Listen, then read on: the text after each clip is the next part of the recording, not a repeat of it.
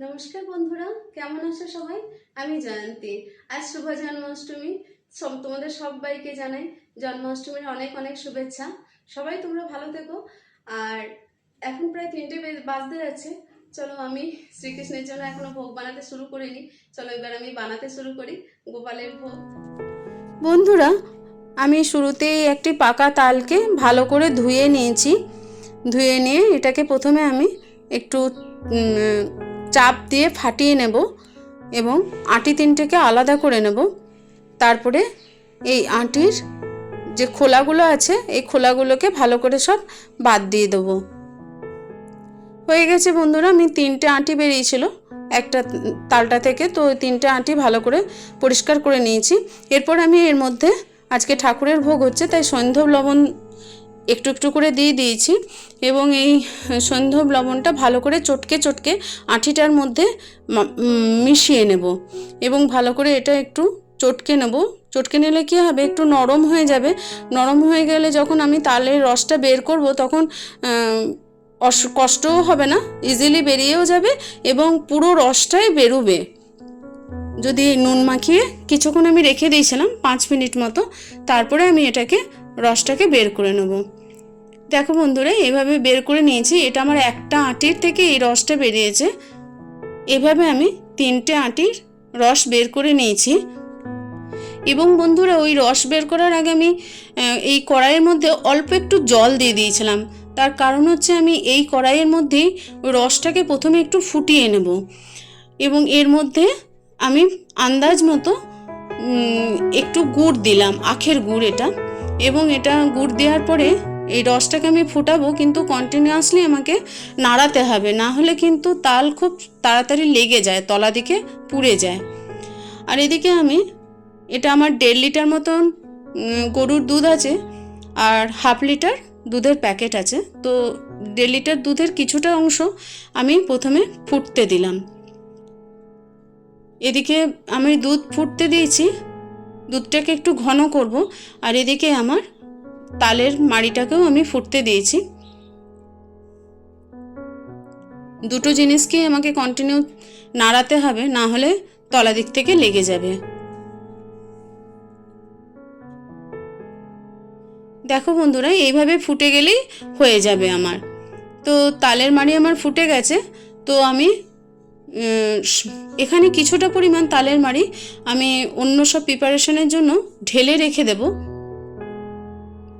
আর অল্প একটু আমি তালের ক্ষীর বানানোর জন্য ওই কড়াইয়ের মধ্যেই রাখলাম এবং এটা কন্টিনিউয়াসলি আবার খুন্তি নাড়াতে থাকবো।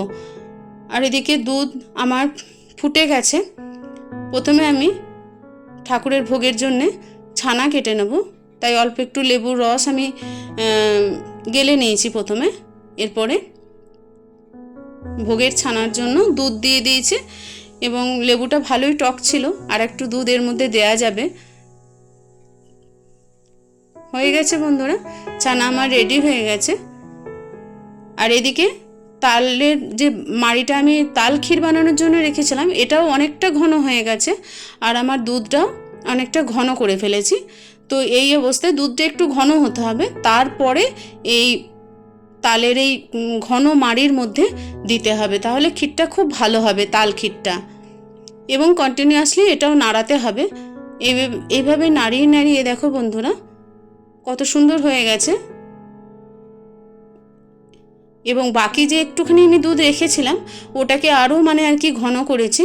শেষের দিকে দিলে একটু টেস্ট ভালো লাগে বেশি, সেই জন্য আমি শেষের দিকে দেওয়ার জন্য আরও ঘন করে ওটাকে রেখেছিলাম।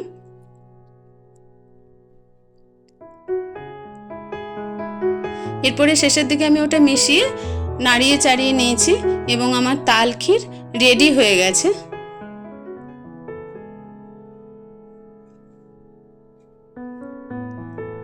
এই দেখো বন্ধুরা কত সুন্দর হয়েছে।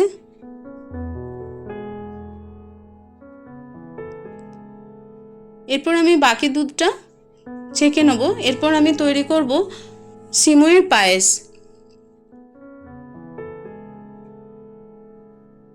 বন্ধুরা, আমি গোপালকে কোনো জিনিস মানে চালের কোনো জিনিস দিই না, সব আটারই দিই। প্রত্যেকবার ভোগে আমি এইভাবেই আটারই বানাই। তো আমি সিমুই করছি, ওই জন্য চালের পায়েস আমি করিনি। তো এখানে কড়াইয়ে সিমুইটাকে ভেজে নেওয়ার জন্য কিছুটা অল্প 1 টেবিল চামচ মতো ঘি দিয়েছি এবং তেজপাতা ধুয়ে পরিষ্কার করে তেজপাতার ফোড়ন দিয়েছি এবং সিমুইটা আমি একটুখানি ভেজে নেব, যার জন্য দিয়ে দিয়েছি। এদিকে দুধটা আমার ফুটে গিয়েছিল এবং শুধু ফুটে যায়নি, অনেকক্ষণ আমি একটু ফুটিয়ে নেব, যাতে মানে আর কি সিমুইয়ের দুধটা ভালো ঘন করে নিলে তারপর সিমুইটা তৈরি করলে সিমুইটা ভালো হয়, মানে গ্যাদগেদে হয়ে যায় না, শক্ত শক্ত থাকে এবং খুব টেস্টফুল হয়।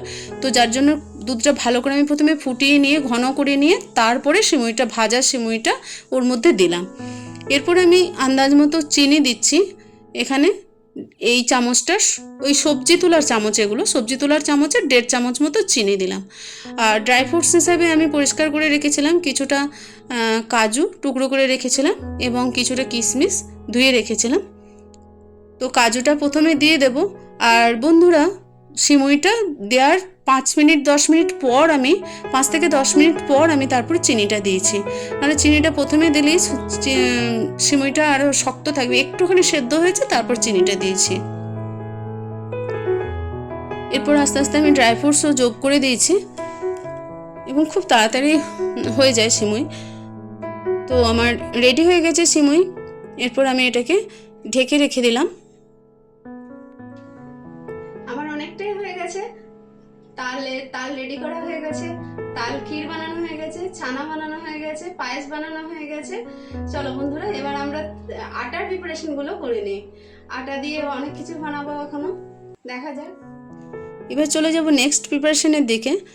আমি কিছুটা পরিমাণ আটা নিয়ে নিচ্ছি, যে এটার কোনো মাপ নেই, যেটুকু আমি বানাবো সেটুকু। আর ওর সঙ্গে একটু সৈন্ধব লবণ ভালো করে প্রথমে মিক্স করে নেব। তারপরে এর মধ্যে আমি দিয়ে দেবো ওই ফুটিয়ে রাখা মাড়িটা।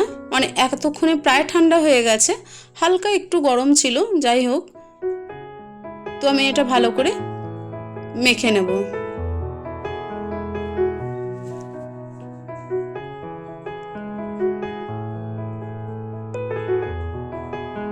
অনেকটাই শুকনো শুকনো রয়েছে, আমি আর একটু মাড়ি যোগ করে দেব। এটা আমি তালের এই মাখাটা দিয়ে দুটো প্রিপারেশন করব, তালের লুচি আর তালের কাঁকড়ি।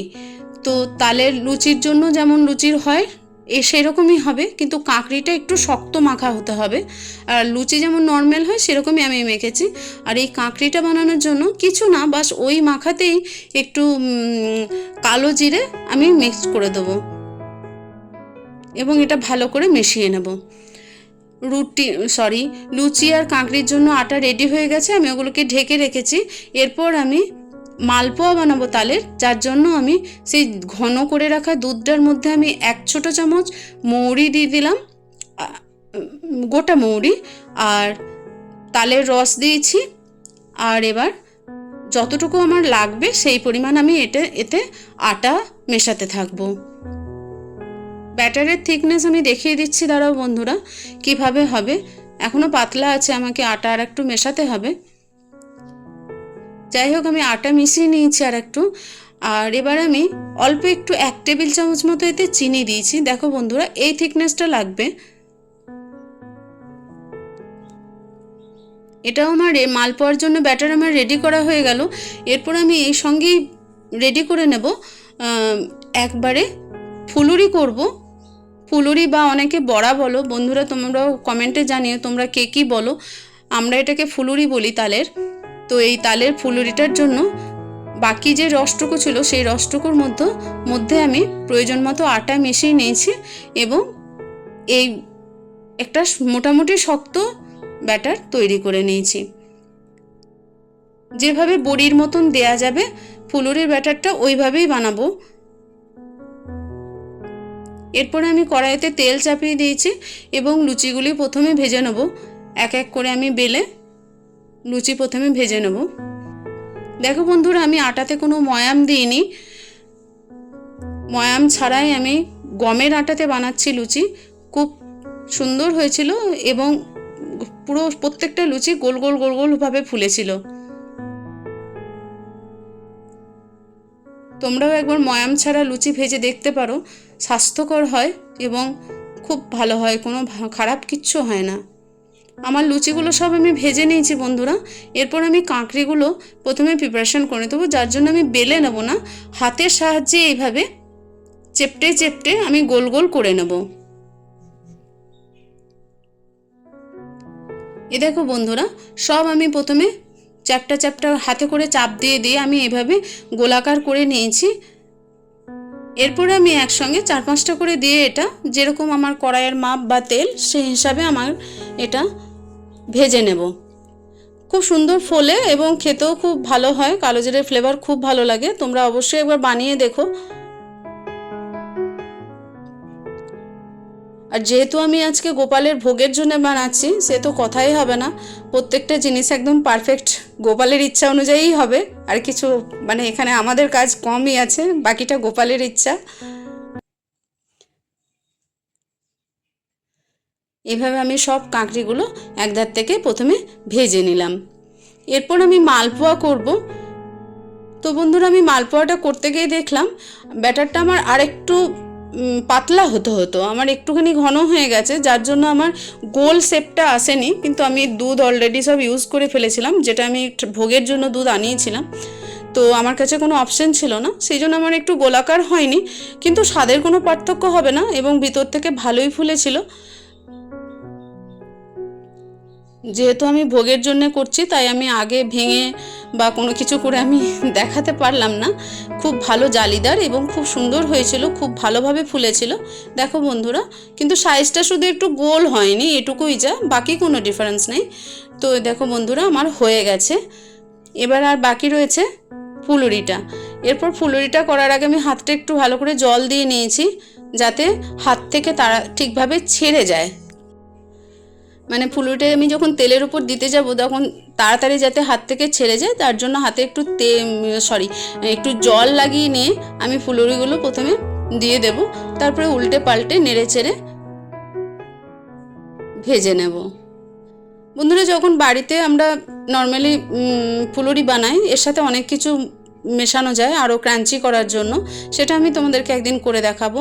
কিন্তু যেহেতু আজকে আমি গোপালের জন্য করছি, তো আমার বাসনপত্রও কম, ভোগের যে বাসনপত্র, আমি সেই জন্য হাতে করেই ব্যাটারগুলো করলাম দেখতে পেলে, আর সেইভাবে জিনিসও আমি মেশাতে পারলাম না।